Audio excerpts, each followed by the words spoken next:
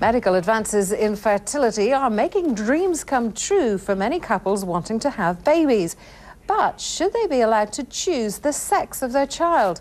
Some say why not, while others believe it opens a door we shouldn't go through.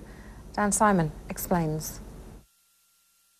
Dr. Jeffrey Steinberg is a fertility specialist who has developed a niche. He allows couples to choose the sex of their child. How many of them want boys, how many want girls? It's an interesting question, and it really turns out to be about 50-50. Dr. Steinberg advertises to an international audience, and indeed, patients come from all over. Business is up literally 80-fold from 7 years ago. Steinberg says his Asian clients overwhelmingly favor boys because of cultural pressures.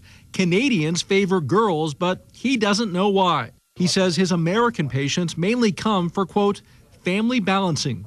I come from a family of 4 girls, so I thought it would be nice to have a son. Bob and Mindy Harrison of Utah had 4 daughters, but felt like their family wasn't complete. I love playing with dolls, but sometimes trucks are fun too. So they went through an in vitro fertilization procedure at Dr. Steinberg's office, an environment that required us to wear specialized outfits to prevent contamination. This is the lab and where the eggs are fertilized. Once you have a viable embryo, a single cell is extracted and then looked at under a high-powered fluorescent microscope to see if that embryo is a male or female.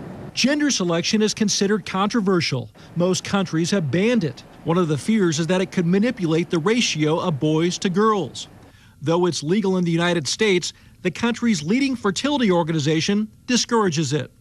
Some religious groups, meanwhile, don't like doctors interfering with what they consider God's plan.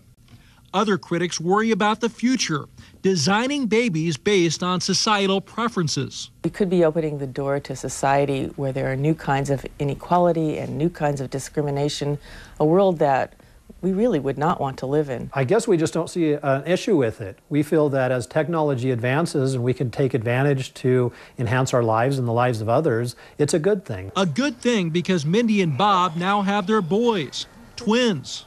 Hey. Trevor and Tristan are now 8 months old. If we hadn't have gone through this procedure, these 2 little boys wouldn't be here.